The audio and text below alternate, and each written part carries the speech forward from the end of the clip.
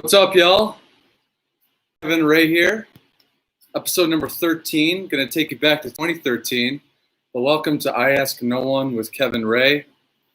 Stoked. This is my favorite part of the weekend, so welcome. Today, I am dedicating this sip and this entire episode to one Chester Charles Bennington. R.I.P. man. Cheers.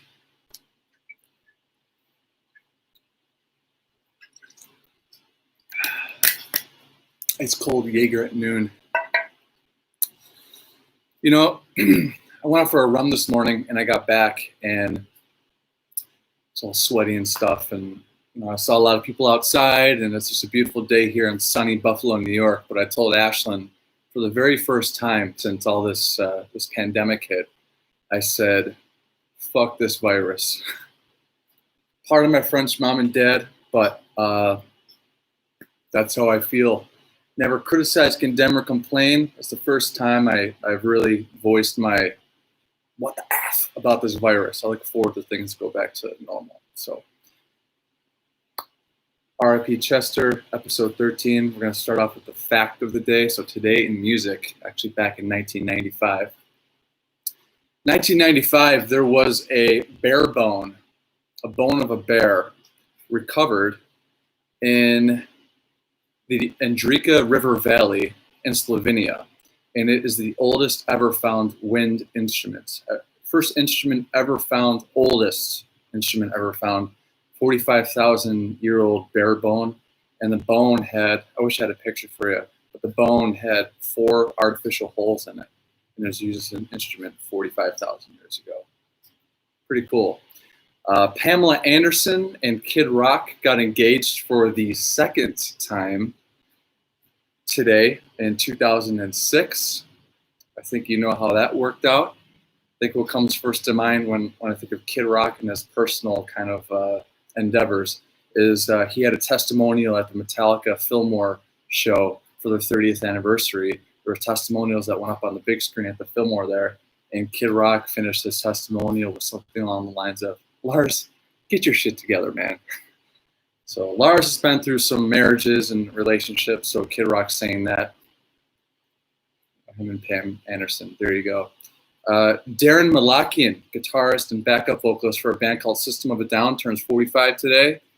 Daron Malakian, you know, System of a Down, they're one of those bands that I wish would just get together and set their differences aside and still perform. They're still kicking ass performing live, but get a record going. I think they're just a bunch of badass guys who definitely have something to say during this climate these days, like Rage Against the Machine.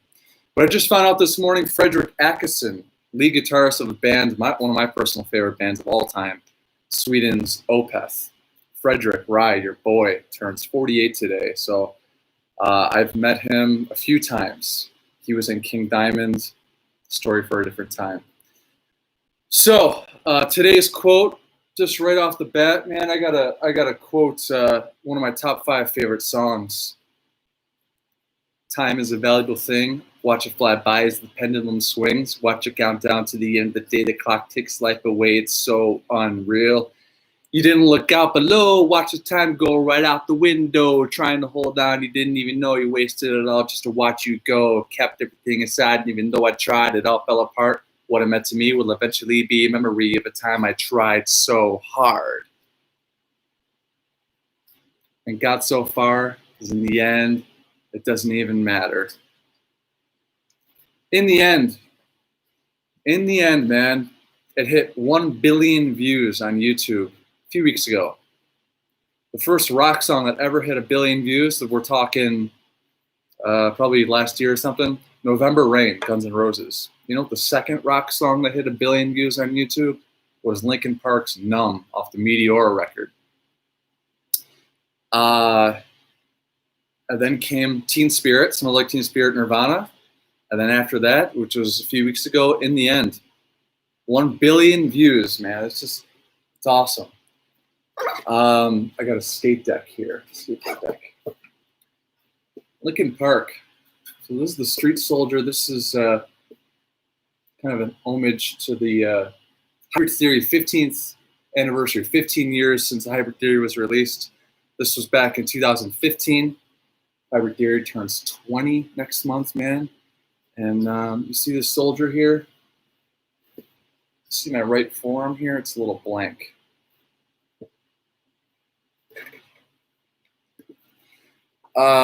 This skateboard I got in California. Pretty damn cool. Limited edition. Linkin Park Hybrid Theory. I was 12 when it came out. It was the year 2000. And that changed my life. They're the reason I went up to Toronto to go see them open for Metallica. Then I saw Metallica and I took it from there. But Hybrid Theory is the first record I ever loved. And it's a 30-minute record. It's gone diamond. Diamond is 10 million plus records sold. But this record means a lot to me. Linkin Park, man. I mean, I was into Tony Hawk Pro Skater 1, 2, 3 when I was getting into this record, and here's a skateboard deck, and this is one of my favorite things that I own here. But Hybrid Theory, I would put that in the boombox, and I'd go rollerblading around town and go play hockey at the tennis courts, and with friends, and it was always, I had the Linkin Park Hybrid Theory CD in the charger there, and playing, and so many good memories from that, from hockey practices, hockey games up in Canada, blasting Runaway. Just as a teen, going into my teenage years, I remember really connecting to the words that Chester was sharing. So Hybrid Theory, love it. But today's subject, Linkin Park, the Sunset Strip Music Festival, 2013. I wore the shirt at the show, had to wear it, Big Four, Metallica. Got this at Yankee Stadium in 2011, but I wore it at that show. And at Linkin Park, though, 2013, late July, I drive across country to my new life in San Diego, California. Geico Insurance was transferring me from Buffalo here in Gettsville out to San Diego. And I was living in PB. Literally drove across country through Athens, Georgia, through New Orleans, Austin, Texas, Chandler, Arizona, San Diego. So I arrived about a week later on August the 1st, and it was literally a few days after that I saw Linkin Park play at the Sunset Strip Music Festival. Last week I talked about Limp Bizkit. I saw them in 2003, saw them for the first time after that, 2013, same thing. Linkin Park played that same show up in Toronto, and here we are 10 years later in 2013. I have arrived in San Diego. I saw Iration at Del Mar Racetrack, which is pretty cool. But that weekend that I arrived, I got back in my car, drove 2 hours up to LA. And just driving along the water, I was feeling really free and just really empowered. I was just living my dream. So making that drive up,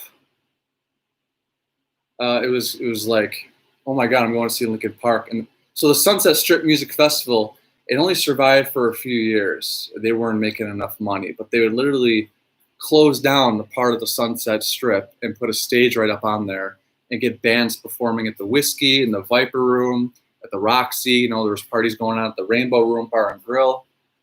But right at the main stage there, they had it set up, and Linkin Park was headlining. And it started with Street Drum Corps, into Finch, into Black Rebel Motorcycle Club. I know I'm missing a few bands in there. And then Linkin Park headlined. But Street Drum Corps, here's their set list. But those guys, they put out washers and dryers and like dishwashers, and they're just beat up a whole bunch of different things you'd make beats out of. And I was really, really getting down to that. But this is their set list right here from the center mic. Pretty sweet. And by the way, I'm debuting this new webcam, so hope it's looking pretty good. What's up, Luke? Hello, Hannah. When I got to the venue itself, I paid for parking, and I was up there in the Hollywood Hills. And when I go to shows, usually there's fans that have gotten there before me, maybe, and they have a line here. But I try to find out, okay, is this really the line that we have to be in? And ultimately, I found out that the line that those people were in is not the line you're supposed to be in to get to the floor first. So I went over to where you should be. And I was a member of the street underground team back then. And I wore this, and I looked all special and shit. So he showed me where I needed to get into line. And that's where I got. I got there, and then the other people that thought like, oh, they were in the right place, they went back to where I was, and I was getting a lot of lip from that. And I was just, hey, I beat you there. So got to front and center, street. I got right to front and center, and the song that was playing at the time was Motley Crue's "Looks That Kill." The first song they played on the PA was "Looks That Kill." I wasn't really familiar with Motley Crue besides Too Young to Fall in Love from Grand Theft Auto Vice City video game, and a few others, Dr. Feelgood and stuff. But the Looks That Kill, I remember Shazamming that song and thinking to myself, this is Motley Crue? Damn. Because I know Motley Crue played that same festival a year or two before that. But it was the stage, and the sun was right there around the road. Fans were right there. You had bands performing all over the place. You had Orgy, one of my favorite bands, Linkin Park, Chester and Mike's friends. They were playing at the Whiskey that night at 8 o'clock. But Street Drum Corps came out, along went Finch. And, right around me, I met some Linkin Park fans from Columbia. And they gave me this. Very nice of them to do that. I'm just seeing this for the first time since. So got some Colombian friends out there. Linkin Park, they're a band that really plays to many, hundreds of thousands, millions of people love this band. Here's a wristband from the show. So I like to keep all that stuff, a little brochure. It's set times and places, and I was just looking at that. Like I said, Orgy was playing at the Whiskey. I ended up going to the Whiskey after the show, and there was a band that was playing till 1 a.m. called Egyptian Lover. And being in the Whiskey A Go-Go, just arriving in California on the second floor there, insane. Ticket. GA, baby, August 3rd. August 3rd, 2013. James Hetfield was turning 49. Hetfield was turning 49 in Metallica. So Street Drum Corps, they got off the stage, and one of the girls from the band, she went down there and right in front of the rail, and she made it a point to tell me that my enthusiasm with the band got the band by, really helped the band in their performance. AWOL Nation, a bunch of these floating kind of footballs, inflatable footballs I kept. Thank you for listening, AWOL Nation. I only knew Sal at the time, and to this day when I hear Sal by AWOL Nation, I think of that night, and I think of my San Diego time. I lived in San Diego for 2 years, and then 2 years in Los Angeles. AWOL Nation, badass performers. I uploaded a video on my Instagram. It was really cool to watch them. But out came Linkin Park, and like I said, it was 10 years since I last saw them. And they, the wait was over. They opened up with A Place for My Head off the Hybrid Theory record. And I remember being right there in the front, and there was this girl right to my right. And it's summertime, it's August in LA, in West Hollywood there, and it's pretty hot. But this girl, I remember, they came out, and she was so stoked. She was singing every lyric. I take pride in my lyrics in Hybrid Theory. I know most of them. And she was going word for word on Place for My Head, and she couldn't even get the words out. She was so just kind of gasping and stuff like that. And I was thinking to myself, she is not going to last. And sure as shit, a few songs in, she had to just like stand there and just not do anything. She was just so winded and everything. But here I was just thinking back to that set list, A Place for My Head, like, go away, yeah, go away. And they went into Paper Cut after that. They played one of my favorites, my second favorite off Hybrid Theory, is a song called With You. They played Somewhere I Belong. They played Points of Authority, Forfeit the Game. And they were playing these songs in its entirety because later on, a few years later, they wouldn't perform those old songs in full. They would kind of shorten them up. And I ended up seeing Linkin Park, of course, in 2003 Toronto. 2013 Sunset Strip Music Festival, West Hollywood. Third time was in Nürburgring, Germany, the Rock and Ring Festival in 2014. And then after that was 2015 in Las Vegas. But this set was my favorite of those last three, because the old shit was played in its entirety, including With You, Paper Cut, Somewhere I Belong, all that, Crawling. So much fun. I remember seeing POD for the first time when Limp Bizkit and Korn did a one-off together with POD in LA a few years later. And I just remember smiling the whole show. And Linkin Park was no different. I mean, these are songs that are literally in my DNA, soon to be forearm. And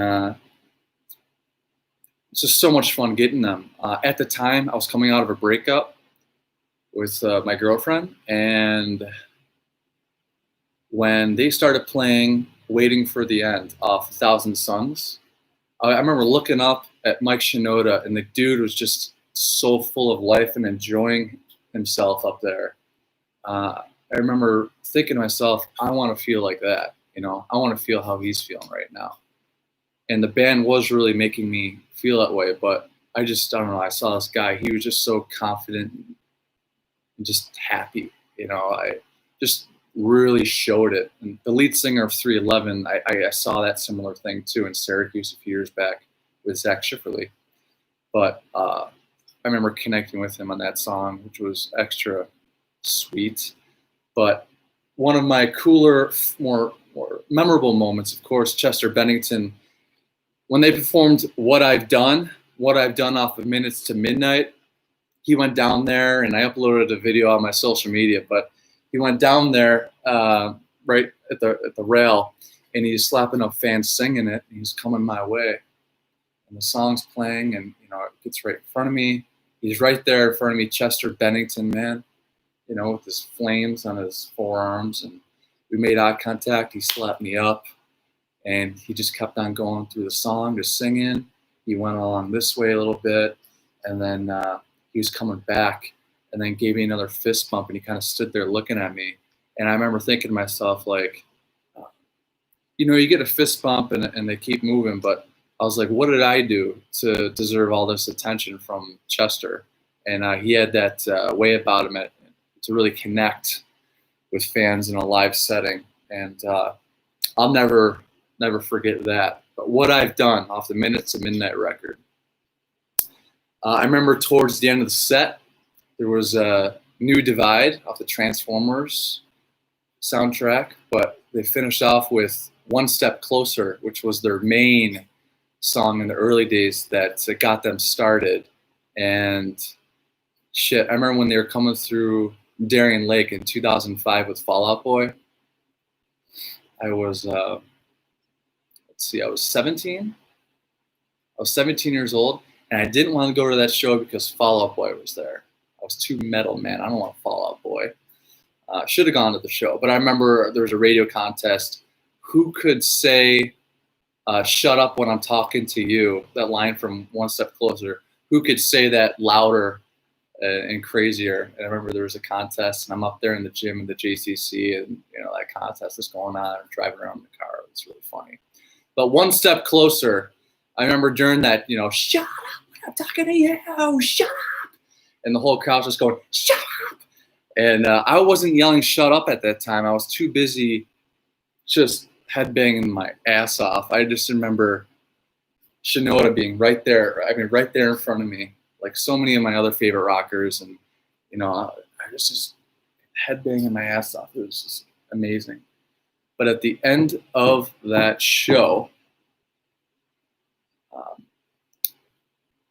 I got this drumstick.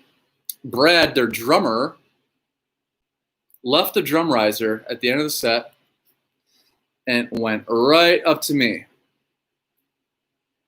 5B Vader. I use a 5B. he gave me this. He gave me this. And here I was, my first weekend in California. I don't know anyone, besides my new Colombian friends. But this, when I watched TV, that TV over there I got Black Friday in 2013, this drumstick was in front of my TV in San Diego and Los Angeles. It was just there was a nice kind of gift from Linkin Park to welcome me to California, where all my dreams came true and more, including Wolfgang Puck. Next week, part 2. So this drumstick used, Brad, 10 years since seeing them. All those old songs, man. Oh, so cool. But him just leaving the drum riser, coming right up to me. I cherish them all, but that one's special. One song I forgot to bring up that they played in the set was a song called "Breaking the Habit." "Breaking the Habit's off of the Meteora record. I have a Meteora long sleeve. I was gonna wear it, but it's a little too hot up here for that. But "Breaking the Habit," I was in line, for this show. And like I said in episode 3 of I Ask No One, the Stone Temple Pilots episode that I filmed at Broadkill Beach, Delaware. Check it out. You meet a lot of weird people, myself included.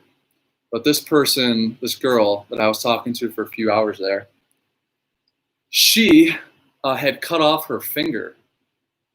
She cut off her finger because, she was struggling with her mental health or whatever it is.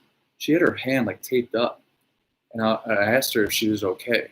But this happened probably a year or so ago before that. And she wasn't talking, and then she kind of opened up to me. She had cut her finger off because she was just struggling with life and her mental health. And, that's the one song she wanted to get that night. And we're around mid-set, and I get the chills thinking about it. They started playing "Breaking the Habit." I mean, it's a deep cut off Meteora. It's not a song they play a lot. And I looked down the rail and I checked her out, probably about 7 people that way, and she was just crying.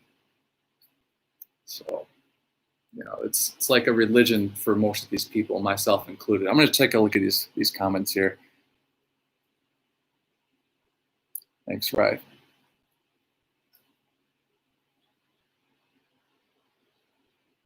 Okay. Yeah, thanks, brother. And thank you to the 7 people here at minute number 22. That was a big moment when I saw her like that. I remember at the end of the set, I was trying to get some souvenirs here, but I saw she was going away, and I wanted to go say, bye to her, give her a hug or something. So pretty rad. But I got out of the show. It's done. The sun has set behind the stage on Sunset Strip. I'm like, well, what now? So I went over to the Whiskey, like I said, the Whiskey A Go-Go. Look it up, man. Go there. Go to LA, get your ass in the Whiskey. I've been lucky enough to be backstage upstairs because of Mike Lane. Thank you, brother. Of Detriment. From Van Halen to Rat to Frank Sinatra to the Doors, yada, yada. It's a really killer kind of shithole. But it's a good shithole, Dad. So had a few Heinekens there. And I just hit the road. I went back to my car and just breathing in the air, the summer air, going down to San Diego, going back to my place in PB, smelling the sea salt in the air, my hardwood floor ceiling with the white fan, and just laying down. And I got my drumstick. I got my inflatable football. Killer. This Monday will be 3 years since Chester Bennington has passed. 2 months previous, Chris Cornell had passed. It was big. But then Chester Bennington, I remember I was showering at my parents' place, and I got out, and my phone had some music going on, and it was right behind the sink faucet, and I saw all these texts coming in. It was on my Holden. It was not on the Holden thread yet, but I was getting texts from Ponatowski and Schifferly. Chester died, and total surprise. They were about to go on a tour with Blink-182, they were going to call it Blinkin Park. They had a video for it of them just talking about how to get girls with this nerdy kid, which I'll have to find. And they just came out with a new record, and things were looking great. They were just about to have a new photo shoot, and when Robin Williams happened in 2014, I don't know. I always looked at people who commit suicide pretty much my whole life as easy way out and foolish and selfish. It wasn't until 2016 where I got to experience, those same thoughts and depression and major depression in my case. And it's just a chemical imbalance in the brain. And I was just thinking to myself back then, when Chester happened in 2017, even then, it was a reiteration of that Robin Williams. How can you have it all? You have the family, you're in the best shape of your life. You got the home and, in the hills and in California. And yeah, just nuts. But July 20th, 2017, that'll be this Monday. And really dedicate this episode to him, very much so. I was at a party once. I forget where. I want to say it's a San Diego house party. I mean, San Diego is so cool. They people leave their doors open for you to walk in and hang out, literally. But I remember walking in, I struck a conversation with this girl who was from Arizona. Chester Bennington's from Arizona. And we got talking about Linkin Park. I don't know how, but she's like, yeah, I used to know Chester. She was about like 10 years older than me or something. I'm like, oh, no shit. And I asked her about it. And I remember her telling me that back in high school, I asked her, I remember asking her, like, did you know back then he was going to be this big, guy in the industry? And she said, yes. And he knew it too. He was just so confident about it, but not cocky. He just like, yeah, I'm doing it, which was awesome. And I remember after Chester passed away, there were some really badass testimonials, really nice testimonials from people. And one of the ones that stood out, I want to show you a picture. It's Fred Durst and Chester right here. Limp Bizkit I talked about last week. And there's the singers of Limp Bizkit and Linkin Park right there, Fred Durst and Chester. And it caught, of course, everyone by surprise, but Fred Durst he had some really nice words, and he's not one to be public about what he's feeling and stuff like that. But one of the things that I remember about his piece for Chester was thank you for paving the way for us bands. I mean, back in Europe in the early 2000s, Linkin Park was opening for Limp Bizkit. Limp Bizkit were the big guys. But with Hybrid Theory and Meteora, I mean, Linkin Park, stratosphere heights. And with the rap and the rock kind of vibe with POD, Linkin Park, man, they got so popular on MTV. I remember fakes being sick back home, late middle school. My parents are away. And I remember secrets out, Mom, Dad. I remember not pretending to be sick, Ferris Bueller style. And TRL came on. My parents are still not home. And Crawling was being played in the music video. And I remember really rocking out to that. But they were just so big, and they paved the way for all these new metal and rap rock bands. Just taking a look at some of these comments here. Yeah. So the one testimony that stood out to me after Chester passed was, light here. Dan Dunnigan of Disturbed. And Dan Dunnigan, love the guy. He mentioned, go smile at a stranger someday. You don't know what it'll do to them. So I remember meeting someone at Flagler College as a shy kid, being down there in Florida, not knowing anyone too, and I was in the financial aid office. And I remember this guy struck conversation to me like I was a friend. And I wish I could meet that guy again, because that really impacted me. Because I'm thinking to myself, I don't know this guy, but he's talking to me like I'm his friend. And I connected with that. That changed my life. So when Dan Dunnigan says, smile at someone, you don't know what it'll do, I do that to this day, because when I feel that, even when I was on my run this morning and peace signs, and when I feel that, it makes me feel good. So R.I.P. Chester Bennington. Thanks for tuning in and hearing me out. Big Four, Indio. Have a great day. We're going to go hang on Bidwell. Today is our monthly pizza day, so we're going to get some pizza at Macy's. But check in next week. Wolfgang Puck, Hotel Bel Air Part 2. Justin Timberlake. And a few others I'm going to be talking about. In early August, I got an interview coming your way with a pretty badass mofo in the industry. So more of that to come. Stay happy, stay healthy, stay hungry, and stay happy. We'll see you.